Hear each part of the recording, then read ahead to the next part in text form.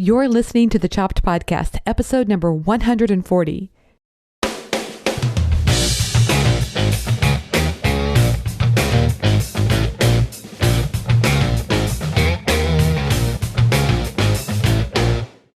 Hey everyone, welcome to the Chopped Podcast. This is a really special day because it's Friday, and that means we're going to be doing FriChats. That's right. Everybody. Yes.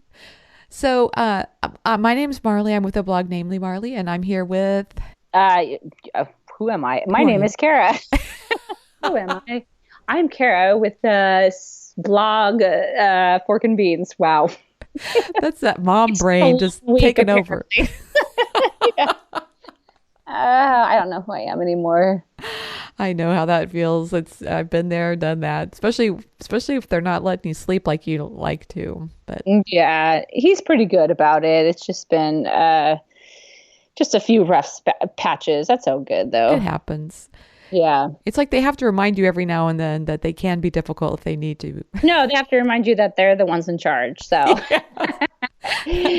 Oh, you think you got this down? Okay, well, how about this? Yeah, let me. Yeah.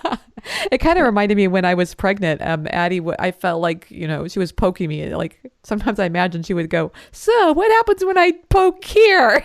Still here. Hello. Yes. So they discontinue that on throughout their lives. Yeah, it's pretty awesome though. Yes. Let's see what mom does when I do this. Oh my gosh, he's already in that. Yeah, he's starting to. I think he's a overachiever, and it kind of worries me when he starts to walk because I'm almost convinced that he's going to skip crawling and just go right to walking. I'm sure. Yes. This kid, man. And just your life to give me more gray hair that I already have. Your life is never the same once they start walking. Nope, that's what I hear. I'm a little scared.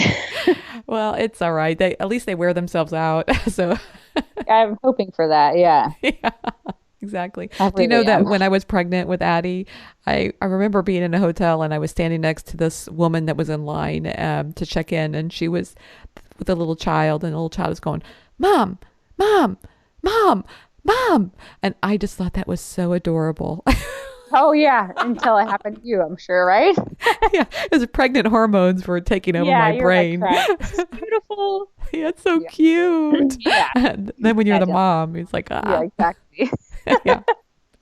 Anyway, so how are things going with you, Cara? It's good. Just traveling a lot this summer and just getting ready for some exciting things to happen that I can't quite talk about yet. Yeah, I got you. Well, really exciting. Stay tuned, everybody, and maybe this exciting news will come your way. Yeah. Don't think I am with child yet. No, that's crazy. Other exciting news. Other exciting things. Yeah. Well, I am really excited too because we have a really great topic we're going to share with you today. It's called Feeding Your Subconscious. Ooh. I know. I wonder if it likes donuts. My subconscious loves donuts. I'm sure mine does too. Oh my gosh. Along with churros and potato chips. Yeah. Oh, I found a really good brand of potato chips. I'll have to tell you about it later. Ooh, okay. But I'm not normally a potato chip person, but this is like, is it called, have you heard of Cape Cod? Is that a potato chip brand? Okay. The Cape Cod, and it's kettle. Like kettle. Oh, yes. That's not my jam. I like the lighter bite. I like it to melt in my mouth as I put it, it just, yes. I don't like the real crunchy. I like crinkle. I just want them crinkled. If I can, if we open a bag of Lay's, I'm like searching in for the ones that are crinkled. That's what I do. And that concludes FriChats. Have a good week. Potato chips. All we care about is potato chips today. Oh, wait. We're talking about feeding the subconscious, and I think we took that a little too literally. Yeah. So, okay. I heard somebody say this the other day. They said that your subconscious does not speak English. Interesting. It also doesn't speak Spanish or German or it doesn't speak any language at all. It's not language based. Your subconscious is more cue or signals or signs, like not like signs as in a rainbow over the sky. Well, I guess rainbow because that's a very visual sign, right? Yeah, that's kind of I mean that has it's symbolic. Yes, symbolic, and it just got me to thinking, Cara, like what am I doing every day to feed my subconscious so that so like I'm in the process of actually retraining my subconscious because, you know, you introduced me to the book, You Are a Badass. I just love that book. And for the first time, I think I really understood Oh, by yeah. reading her book Yes. how, you know, people could be talking about your internal belief system. And I Yes. never really got it. And then I Yeah. understood. She's like, you can believe all day long that you want to lose You're right. weight. But if inside your head you're saying losing weight is hard, you're never going to do it. Well, that's, it's so interesting because um, the book Infinite Possibilities that I reference a lot, Yes. he speaks on that, this idea of positive thinking, it's a little more complex than like you're saying, than just saying I can lose weight or I can be Yes. successful, I will make money. Until you change your belief system about certain things, you can think all you want until you kind of come to that core belief Yes. of that specific topic. And that is very, I guess I can totally see what you're saying. It doesn't speak a language. It's It's messages ingrained. that you have received since childhood that you are completely unaware of Yes.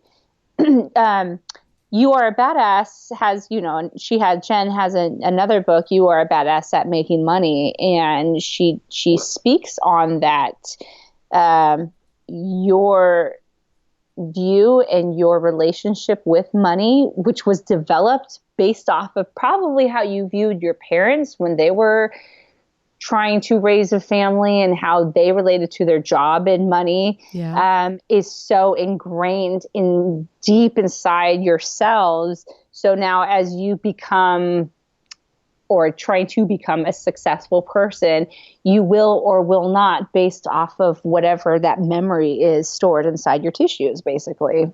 Yeah. So in other words, like, you know, you could hear if you ask money for your mom when you're a teenager and she's like, what do you think money grows on Yes. trees? You know, Yes. that kind of mentality about money can just like be pervasive inside your subconscious and you don't even know it's Yeah. operating. It sticks to your bones. I mean, it's like Yes. same thing with food. Yep. You can't have dessert until you eat everything on your plate. Or Yes. there are people who are starving in Africa, whatever it might be. Those become part of your body now. Uh, Uh-huh. and from what I'm hearing you say, this idea of feeding your subconscious, you have to kind of be aware of what it's been eating up to this point Yes. and maybe change your diet a little bit. Oh, look at me. That's exactly right. Oh, yeah. Hey. I like it. So, you know, I mentioned before that I've been using mantras to kind of help retrain my Yes. subconscious. And it's interesting because I was doing it for probably months and I was doing so great. And then I had a 2 week period where, I don't know, things were going on and I just kind of forgot about it and I wasn't Sure. doing it. And I could feel at the end of that 2 week period, I was like, what's going wrong with my life, Kara? And sure enough, I wasn't doing the mantras. It's like I really need to do that a lot to kind of retrain that subconscious. I've said this before, but it's like what my mom used to say to me when I would watch Ricky Lake: garbage in, garbage out. And Yes. I always hated it because I've loved reality. I love talk shows since I was a kid, Uh-huh. but what you put into your body is what typically comes out. So if you're not feeding it the positive stuff, and look, life happens, Yeah. it's not all about saying, I'm good enough, I'm smart enough, and gosh darn it, people like me. But who you're hanging out with and what they're talking about, the more you keep surrounding yourself with that, the Yes. more it kind of just comes out subconsciously too. That's You just don't true. realize it, and so it's really important to understand what you're feeding yourself. And I Oh, also feel like we can feed ourselves in other ways. So, okay, I got to give you some backstory. yes, I love this. I was listening to a podcast where they were interviewing, I don't know this guy's name, but he's the guy that is the brain and the developer behind The Biggest Loser. And I know there's a lot of controversy over that show. Some people think it's terrible. He was just basically talking about the show. And he said that he was so involved in the show that he would go and interview the people, the contestants, and He said more times than not, when he would go and look at their houses, and particularly their Huh. bedroom, was a mess.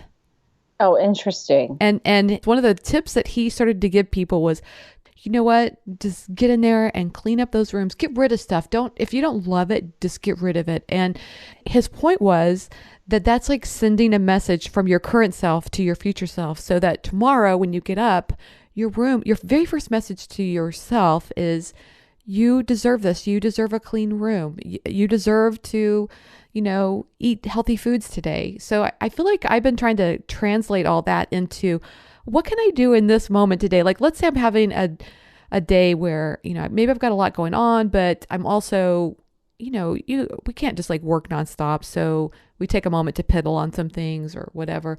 What if I spent that moment cleaning up a little bit, so that tomorrow when I come back into my office isn't just covered with receipts and just junk and pens and things everywhere. That's what I I've been kind of like thinking. want to go back and chew on that a little bit more, because it's really interesting concept that um, messiness. And I'm not a scientist or an expert in this, so I'm not saying that this is true, but I just want to explore it. That messiness tends to equate to treating yourself with lesser respect, Yes, maybe, I than what you deserve. I agree. Um, that's really, I don't know. I have to think about that for a few more minutes too. Like, I even think about like hoarding, and Yes. and people who do hoard tend to have thoughts about it's more of a subconscious thing that's happening. I don't know where I'm going with that one. We can Well, erase I that. believe it's a sign of depression. And I have heard that depression is like, uh, it's like grieving turned Yeah, inwards. you're right. Oh my gosh, absolutely. Yes. Yeah, and sometimes these things aren't seen as signs of depression or whatnot. There, it's just, well, that's just how I am. Right. Well, I'm just a messy person. Yeah. Whatever it might be. But it's fascinating how there could really be something else going on inside your body. Yeah. It's trying to tell you. I've always kind of struggled against this whole notion of cleaning, that whole thing, But like, first of all, I don't want to be domestic. I hate that notion that I'm the wife, so I got to clean. But I mean, I can't really speak there because Sean is a big cleaner. He cleans a lot, so I've got a really good husband on that Yeah. regard. Well, you guys balance each other out in that. Yes, So there's exactly. good. But also, I feel like it's a form of perfectionism that I don't like to embrace, Oh, like interesting. I don't have to have a perfect house. But at the same time, lately, as I've been thinking about this as feeding my subconscious, that I deserve to have I do feel good when I walk into the kitchen in the morning and it's clean. Yeah. So I've been spending a few, moments in the evening before I go to bed cleaning the kitchen, because it does feel good to me when I walk in that kitchen. It doesn't have to be So, perfect, but it well, looks nice. no, I think that's, see, you and I are opposite in that sense, because when I notice things are happening emotionally inside me, my first instinct is to clean. Yes. The more I start to clean in a frenzy, the more I realize, oh, you know what? I need to stop. Because that's my soul telling me there's something wrong here. And I need to figure this out, instead of like distracting myself, because it's almost like having cleanliness around me keeps me from feeling like I'm going to jump out of my body. Does that make sense? A little bit. Explain that. How it keeps cleanliness makes I you. stay clean, so if I keep my outside clean, at least I can feel like I'm in control somehow. Interesting. It's just a way. It's just a way of controlling your something you can't control. Yeah. So that's where I agree with you. Okay. So it's got to be a fine balance. It can't be about, you got to like not let it be about perfectionism. But for me, what I'm finding is spending a little bit of time making things look in a way that feels comforting to me. Let me say it that way. How about that? Like, I think, yeah, no, absolutely. I think other things that we could do to feed our subconscious would be even something as subtle as lighting a candle. While maybe having that next to your work, because maybe you're sitting there thinking food blogging is hard. I hate this or whatever. Maybe if by lighting a candle, it's a signal to you that you love this. I love what I'm doing. I gotcha. Yeah. I think I think about like I should just probably do my hair more often. Take a shower. You know what I mean? Like that Yeah. speaks to me of because there's a weird thing that happens when you don't brush your teeth immediately in the morning and you've Yeah. got the top not going and Yes. you're in your pajamas all day, that it kind of gives you that feeling of I, I just I just didn't really do anything today, Yes. or I don't feel good about myself. Yeah. So even something like that, I really relate to. I think that's something I could probably start doing. I probably won't, but I should. It's so hard. I think that's a really good point. If I think about the days that I feel my best, I usually get out in some form or another. That makes me happy. Yeah. For me to be home all day, like right now it's really hot, and so it's hard to want to get out in the middle of the day for sure. But Yes. if and then at the end of the day, if I can go or I go to a coffee shop and work for just a little bit, have a cup of tea, and to me, if I just know those things that make me feel happy, I feel like that's another form of feeding your subconscious. I don't know if I told you this, but Matt and I and Jax, my husband and my son, we went to like we traveled through like the coast of California early this summer for about 2 weeks, and San Francisco was one of our favorite spots, and we were just so inspired by it. So we were inspired by the city. We love city living, Mm. and we loved walking everywhere. Mm. We loved what happened when we didn't watch TV and we actually experienced life, you know. Yes. So this summer we sat down as a family and decided to disconnect our cable, Wow. which is pretty huge for us. Yes. um, I'm kind of somebody who just keeps it on all day in the background, you know, as like a friend to keep me company. But I kind of came to this conclusion of I felt like it's wasting my life because it keeps me from doing things. And this summer has been just an incredible time for all of us. We got board games. We've been playing Sorry, like we're 12 years old, Love and it. Jenga, and enjoying life. And it's like made us go take walks. We don't really live in a real walkable place, Mm. but we try to make it work. And the way it has changed the way I feel about myself is like a night and day difference. It's been pretty awesome to see what a small change, or what is a seemingly small change, can radically change things. So much so that it has inspired our lives on a bigger scale to do bigger things, which we'll discuss later at a different time. But it's interesting how what seems like a small switch can do so much for you. I love that story, Kara. That's amazing. Just like you say, canceling cable can seem like such a small thing, but it impacts you on a daily basis. And that's huge. It really has. It really has been. So when I say, "Oh, I don't want to go do that," it takes too long. My next thought is, "Well, what else is there to do?"